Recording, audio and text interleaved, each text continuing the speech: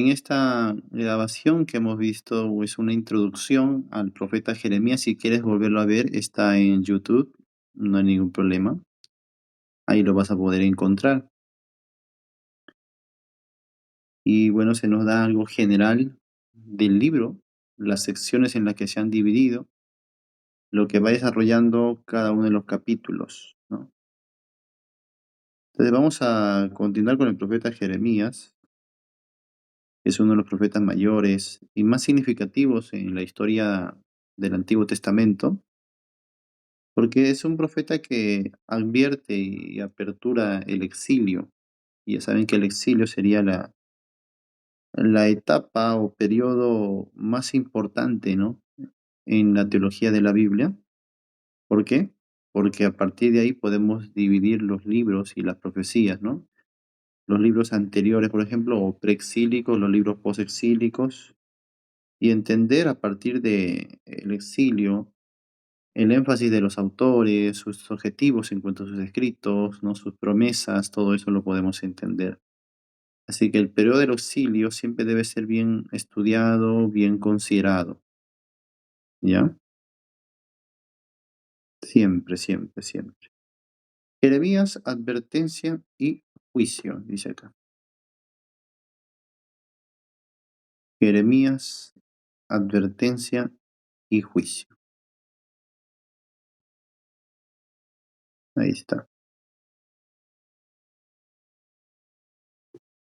Jeremías, llamado por Dios a un joven, fue comisionado a proclamar un mensaje de juicio y arrepentimiento a Judá en tiempos de profunda decadencia espiritual, aunque fue rechazado por la mayoría. Su voz se mantuvo firme, llamando al pueblo a volver a Dios. Ahí, llamando al pueblo a volver a Dios.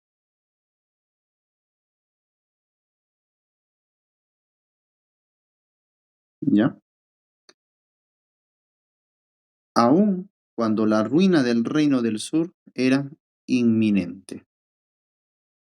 Recuerden que a estas alturas el reino del norte ya ha quedado de lado y solo el reino del sur va a permanecer durante 100 años y muchos sobrevivientes del reino del norte estaban aquí, guarecidos en el reino del sur, en Judá. Los del norte habían sido esparcidos, pero muchos sobrevivientes de las 10 tribus se escondieron aquí en el reino del sur. Así que el reino del sur aquí tiene a los sobrevivientes de las 12 tribus, pero van a ser ahora expatriados, van a ser ahora tomados en cautiverio por Babilonia. Así que pasamos a preparación para el estudio. Número uno, revise su conocimiento general sobre la profecía del Antiguo Testamento, ¿no? Profecía del Antiguo Testamento. En especialmente lo aprendido en el estudio del libro de Isaías, todo lo que aprendimos cuando estudiamos Isaías. Esto le ayudará a situar correctamente a Jeremías dentro del contexto profético, ¿no? Claro, ustedes se acuerdan que estuvimos hablando del aspecto histórico, los aspectos históricos, los reyes, ¿no? Los profetas, y eso te va a ayudar a entender la preparación que hemos tenido con Jeremías, te va a ayudar a entender ahora, perdón, con Isaías, todo lo que de Isaías, su trasfondo, te va a ayudar a entender lo que viene con Jeremías. Muy bien. Siguiente, número 2. Lea Segundo de Reyes 24, 1 al 25, no, 30, 1 al 25, 30, o sea, dos capítulos casi. Pasajes que relata la caída de Jerusalén. Relata la caída de Jerusalén. Este evento marca el cumplimiento trágico de muchas de las advertencias proféticas de Jeremías y constituye un momento clave para entender el mensaje y la misión del profeta, o sea, de Jeremías, del profeta. Vamos ahora a ver el hombre Jeremías, ¿no? Hablando ya de su persona, el profeta, ¿no? El hombre Jeremías. Primero vamos a empezar con su nombre. Su nombre. El nombre Jeremías proviene del hebreo Yirmeyahu, el cual se ha interpretado como Jehová derriba. Jehová derriba. Sin embargo, también se le ha atribuido otros significados como Jehová exalta, Jehová exalta, o Jehová es alto, o a quien Jehová designa, a quien Jehová designa. Cualquiera de estas variantes resulta apropiado para un profeta que fue apartado por Dios para una misión tan seria y trascendente como la suya. B. Su rango entre los profetas. Su rango entre los profetas. Jeremías se destaca como una de las figuras más brillantes del Antiguo Testamento. Conocido como el profeta Llorón, por su profundo dolor ante los pecados de Judá, fue llamado a profetizar durante los días más sombríos de la nación, anticipando con claridad la destrucción de Jerusalén, el templo y el exilio del pueblo. Su ministerio profético contrasta con el de Isaías, quien habló con firmeza antes del juicio, mientras que Jeremías proclamó con ternura y lamento que el juicio ya era inevitable. Ambos ocupan un lugar de gran relevancia, pero en contextos distintos, y su comparación enriquece el entendimiento del mensaje profético en tiempos de crisis. C. Los tiempos en los cuales vivió. Jeremías vivió en una época de profunda decadencia espiritual y moral. Decadencia espiritual y moral en Judá, tras la idolatría introducida por Manasés y el abandono del pacto. Su ministerio surgió luego de un largo silencio profético, durante un tiempo en que incluso los líderes religiosos corrompían al pueblo, como lo muestra Jeremías 5:31. El contexto internacional estaba marcado por conflictos entre imperios como Egipto, Asiria y Babilonia y Canaán. Era un punto estratégico en medio de esa pugna. En ese escenario convulso, Dios levantó a Jeremías para proclamar su palabra antes de la caída definitiva de Judá, de sus contemporáneos, ¿no? Jeremías compartió su ministerio con varios profetas y reyes. Primero, profetas contemporáneos, ya mencionados anteriormente, incluyen a Nahum, Sofonías, Habacuc, Daniel y Ezequiel. Profetas contemporáneos. Dos, reyes contemporáneos. Jeremías profetizó durante los reinados de Josías, un rey justo, Joacás, Joacín, Joaquín y Sedequías. Textos claves en el libro de Jeremías que corresponden a estos reinados son los siguientes, ¿no? Ahí están. Josías, Jeremías 2, 1 al 12, 17. Joaquín, del 13 al 27. Y Sedequías. Josías, Joaquín y Sedequías. 3. Potencias extranjeras contemporáneas. Durante la primera parte del ministerio de Jeremías, Judá estuvo bajo presión de Egipto y Asiria. Judá estuvo bajo presión de Egipto y Asiria, lo que provocó alianzas políticas inestables. Su mensaje fue siempre el mismo: confiar en Dios y no en alianzas humanas. En la segunda mitad de su ministerio, la amenaza provino de Babilonia. Dos eventos históricos marcaron este cambio, ¿no? Primero, la caída de Nínive en el 612, caída de Nínive, y la derrota de Egipto en Carquemis en 605 a.C. Jeremías, por dirección divina, instó a Judá a someterse a Babilonia, pues el juicio ya era inevitable. Tenían que rendirse, tenían que entregarse, ¿no?, de manera voluntaria, pero que lamentablemente no sucedió, ¿no? Y por eso vino el derramamiento del juicio a través de Babilonia. Otro, su carácter. La personalidad de Jeremías parecía en contraste con la severidad de su misión. Severidad de su misión. Era naturalmente tímido y sensible, pero Dios le dio un mensaje firme que proclamó sin vacilación. Su compasión por su pueblo no anuló su compromiso con la justicia divina. Fue un hombre de profunda fe, ponen ahí, fue un hombre de profunda fe, constante en la oración, íntegro, apasionado y honesto. Se negó a ser sobornado y nunca se acomodó a las presiones sociales. Presiones sociales. Su vida estuvo marcada por un solo propósito: proclamar el mensaje de Dios, sin importar el costo. ¿Mm? Por eso, muchos lo consideran uno de los hombres más valientes y grandes de la historia bíblica. De la historia bíblica. Y cerramos con su vida y ministerio. Su vida y ministerio. Jeremías nació durante el reinado del malvado rey Manasés.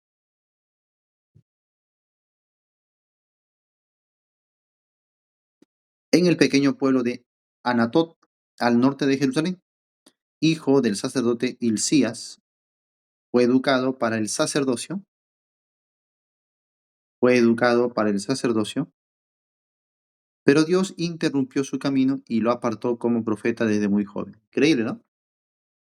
Este es un profeta que habría sido sacerdote. Algunos de los otros profetas habrían sido incluso reyes. No creas que Dios siempre llamaba solamente a personas sin oficio, a personas de bajos recursos, ¿no? También llamaba incluso a miembros de la realeza o también a profesionales, en este caso, un sacerdote también, ¿no? Pero también vemos que en alguna oportunidad Dios usó varios oficios, como el caso de Samuel, ¿no? Samuel fue sacerdote, fue juez y fue profeta. Pero en este caso Dios quería que Jeremías se dedicase al oficio de profeta. Bien, dice, lo apartó como profeta desde muy joven, posiblemente a los 21 años. Desde entonces, durante casi 50 años, Jeremías fue el vocero fiel de Dios ante un pueblo rebelde. El pueblo de Judá aquí fue rebelde como no te imaginas, ¿no? Triste porque en largos periodos de su historia el pueblo de Judá había experimentado varios avivamientos, ¿no? Porque habían habido reyes justos, en el reino del norte no, pero a estas alturas no, ya se había corrompido totalmente, ¿no?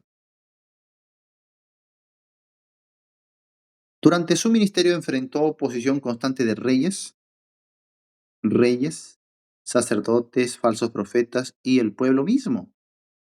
Sufrió burlas, desprecio, violencia, hambre y traición, incluso por parte de sus propios familiares y amigos. Creo que es en el capítulo 20, no se incluye aquí, pero pone el capítulo 20 también donde él habla de eso, ¿no? Incluso dijo que quiso abandonar, ¿no? Ese oficio que Dios le había dado. A pesar de momentos de profunda aflicción, dice, y deseos de abandonar su misión, el fuego del Espíritu dentro de él lo impulsaba a seguir. Ahí está Jeremías 29, ¿no? O sea, él dice, yo dije, Jeremías dice, yo dije, ya no hablaré más en nombre de Jehová, ya no hablaré más, ya no predicaré. Y de pronto dices, no obstante, hubo un fuego en mí que traté de sufrir, pero no pude, y me venciste, oh Jehová, pudiste más que yo, dice, ¿no? Porque lo que Dios pone en nosotros, pues no se va a desvanecer si Dios no quiere, ¿no? Su vida fue solitaria. Su vida fue solitaria. Mm. Por mandato divino no se casó ni tuvo hijos. Su único compañero fiel fue Baruch, con C, Baruch, su escriba, quien lo acompañó durante casi todo su ministerio. Baruch no solo transcribió los mensajes del profeta, sino que también recibió una palabra especial de parte de Dios y estuvo con él hasta el exilio. Baruch, el escriba de Jeremías. Es que Jeremías también redactó a veces cartas también, ¿no? Para los reyes o pueblo y Baruch las escribía y las enviaba. Hay un libro deuterocanónico o apócrifo con el nombre de Baruch, ¿no? Se cree que justamente es Baruch, el escriba del profeta Jeremías, quien la escribió. Parte central del mensaje de Jeremías fue advertir al pueblo que Babilonia, la potencia del norte, había sido elegida por Dios como instrumento de juicio contra Judá.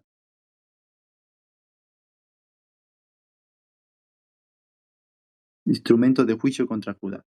Instó con insistencia a rendirse a Babilonia para evitar la destrucción total, pero sus llamados fueron rechazados.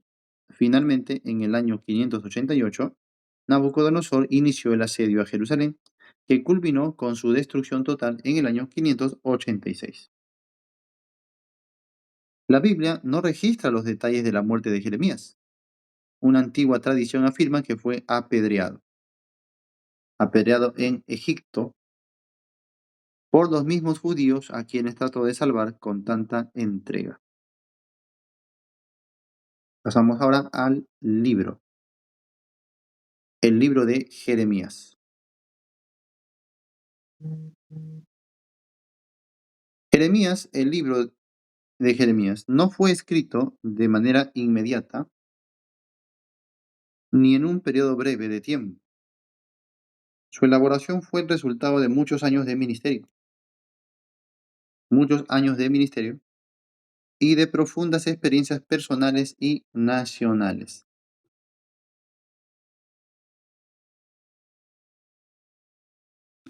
A lo largo de su vida, Jeremías fue componiendo distintas partes del libro en momentos variados, bajo circunstancias diversas y abordando temas como biografía, historia, doctrina y profecía.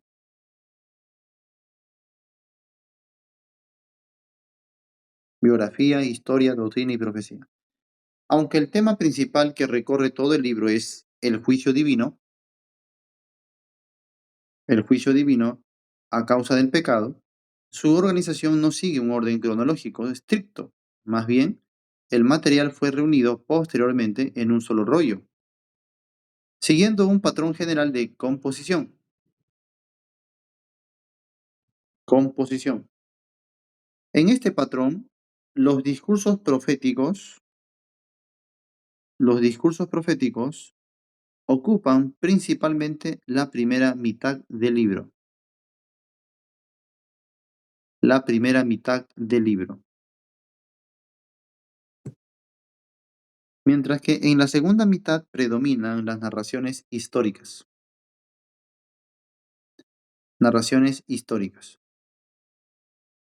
Jeremías comienza el libro relatando su llamado y comisión como profeta, lo cual actúa como una introducción apropiada al mensaje general.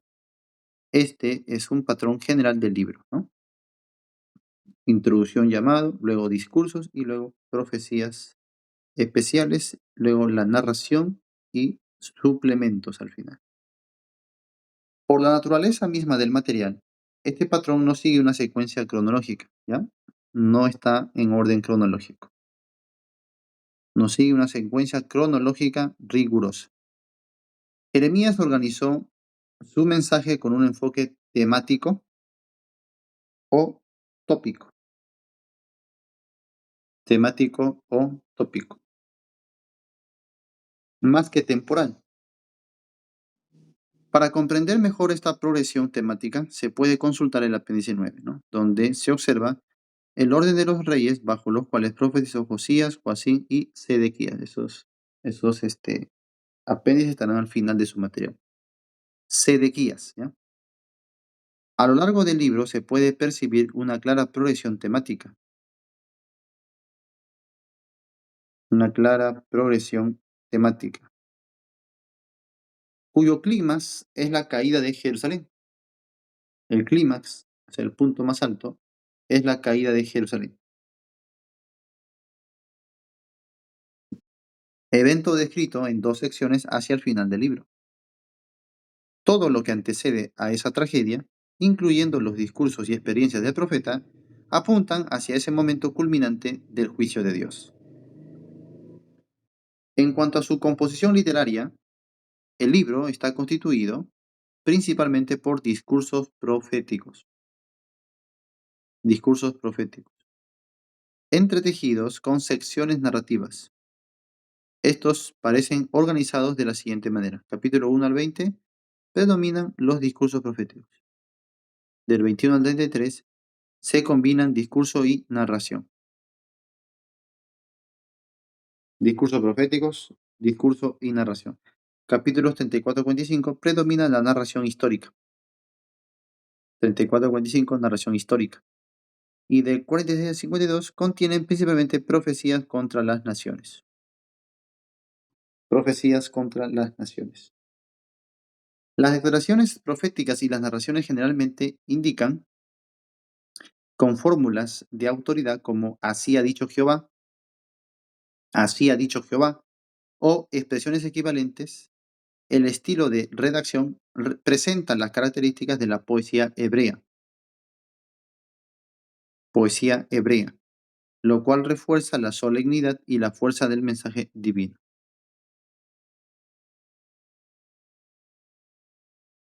Pasamos a investigación. La primera cosa para hacer para esta vista panorámica es hojear brevemente todo el libro, capítulo por capítulo, observando cuál es el contenido general de cada capítulo. Confeccione un diagrama en papel incluyendo los títulos para cada capítulo que usted estime conveniente, realizándolo de la misma manera en que en los libros anteriores. 2. ¿Ha visto algunos grupos de capítulos con contenido similar? Compare sus hallazgos con estos grupos.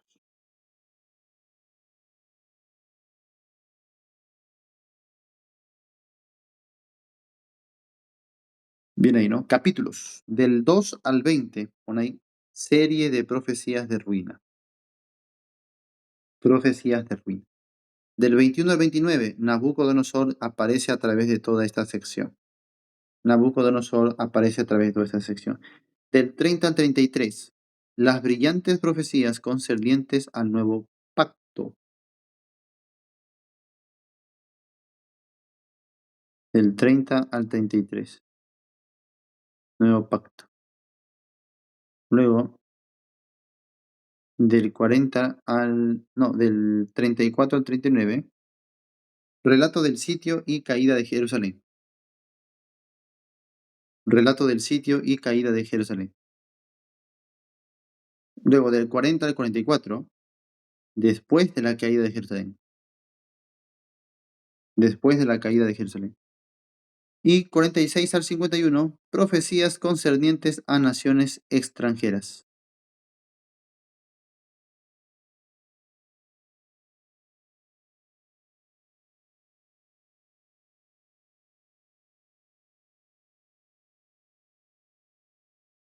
Concernientes a naciones extranjeras. Note que los grupos señalados anteriormente abarcan la mayor parte del contenido del libro. Por ello, será necesario volver a ciertos capítulos y examinarlos con mayor detenimiento para captar los detalles de su mensaje. 3. Se recomienda estudiar cuidadosamente el apéndice 9. Este recurso será de gran utilidad, por lo que debe ser consultado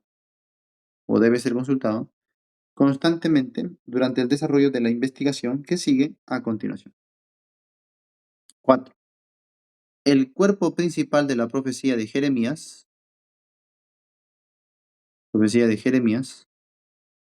se encuentra en los capítulos 1 al 44. Los capítulos 45 al 52 forman una sección complementaria, compuesta por 3 suplementos, que amplían el mensaje general del libro. Suplementos. 5. Este cuerpo principal puede dividirse en dos secciones mayores,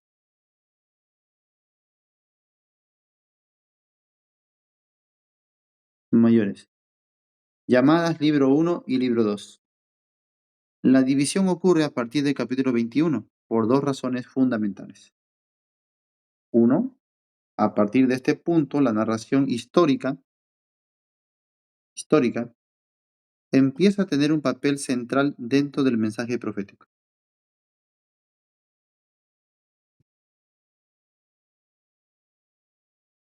2. Los capítulos desde el 21 en adelante se refieren principalmente al reinado de Sedequías,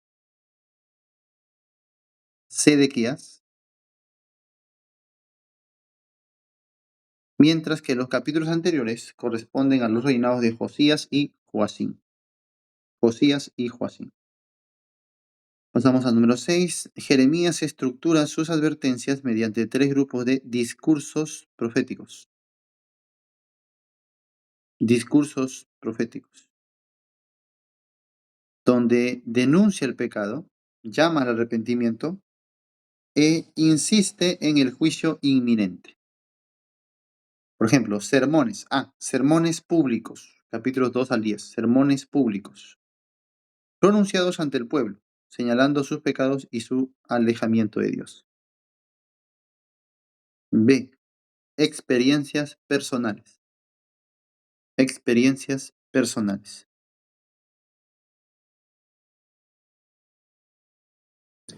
Capítulos 11 al 20, ¿no? Relatos íntimos del sufrimiento del profeta, su lucha interior y su fidelidad ante la oposición. C. Seguridad del cautiverio. Seguridad del cautiverio. Capítulos 21 al 29. Discursos que anuncian que el juicio no puede evitarse. Discursos que anuncian que el juicio no puede evitarse. El exilio es inevitable. El exilio iba a ocurrir sí o sí. 7. La sección más brillante.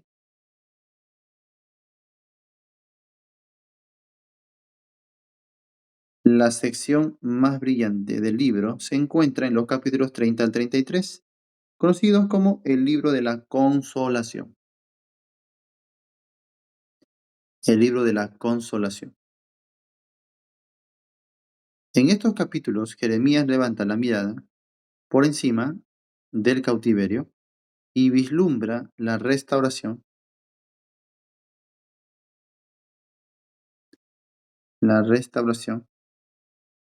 futura del pueblo. Más aún, profetiza un nuevo pacto que reemplazará al antiguo, anticipando así la era mesiánica. Es significativo que esta visión empezadora aparezca justo antes del relato del sitio y caída de Jerusalén. Caída de Jerusalén. Lo cual puede compararse con la ubicación de los cánticos en el libro de Apocalipsis, que también preceden las descripciones del juicio. 8. Los capítulos 34 al 44 son mayormente narrativos y registran los eventos clave en torno a la caída de Jerusalén, así como los acontecimientos que la precedieron y la siguieron. Al estudiar los capítulos 40 al 44, se destacan dos observaciones importantes. Número 1. Jeremías se mantuvo fiel a Dios y a su pueblo. Se mantuvo fiel a Dios y a su pueblo incluso después del cumplimiento del juicio, demostrando integridad hasta el final.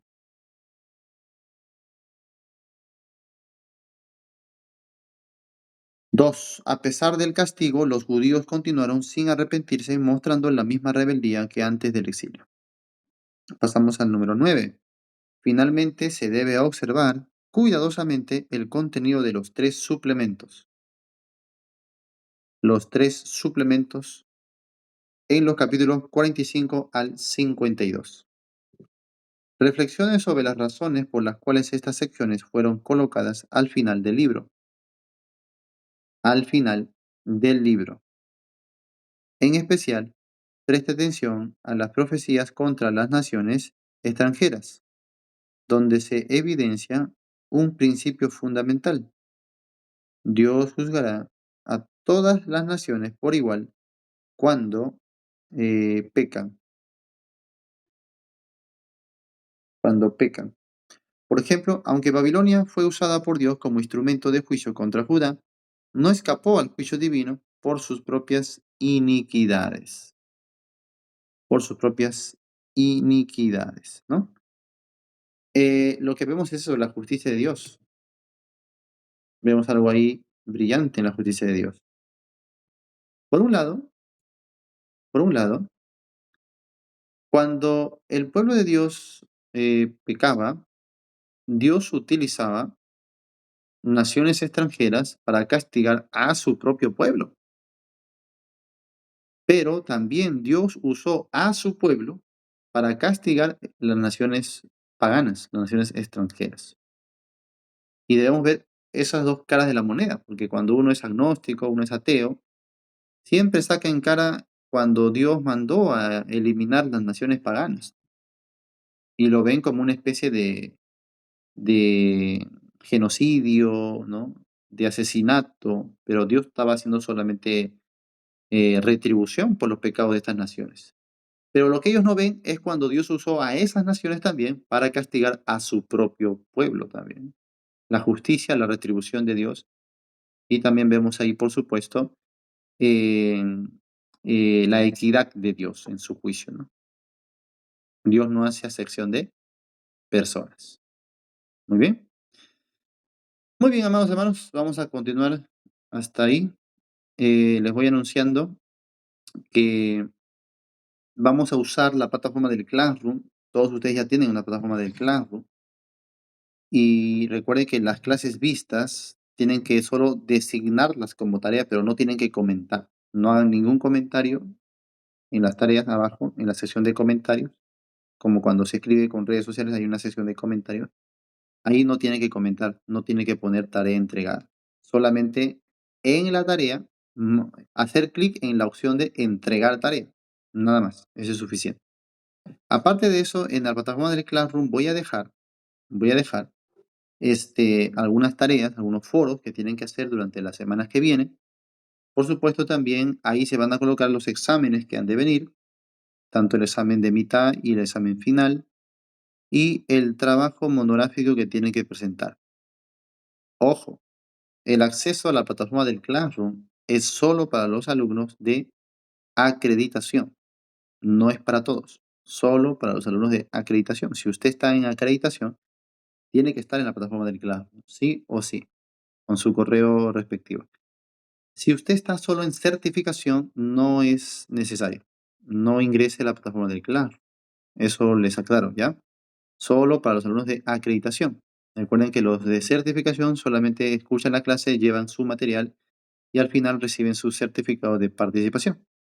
Pero las clases en tareas, en foros, exámenes o lecturas son para los de acreditación. Eso, por favor, creo que ya lo he dicho muy claro y lo vuelvo a repetir porque a veces hay malos entendidos.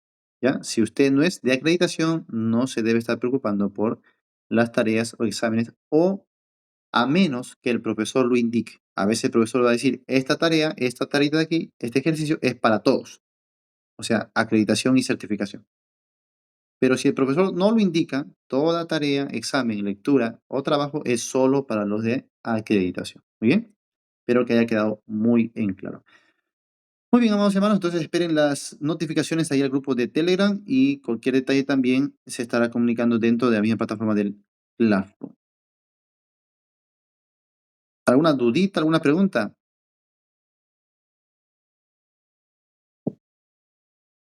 A la una, a las dos y a las... Sí, sí, sí, estoy grabando la clase.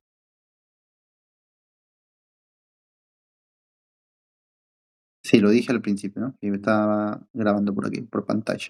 Muy bien, otra pregunta más.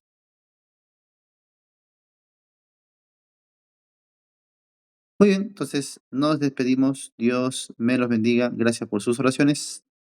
El día de aquí a 2 días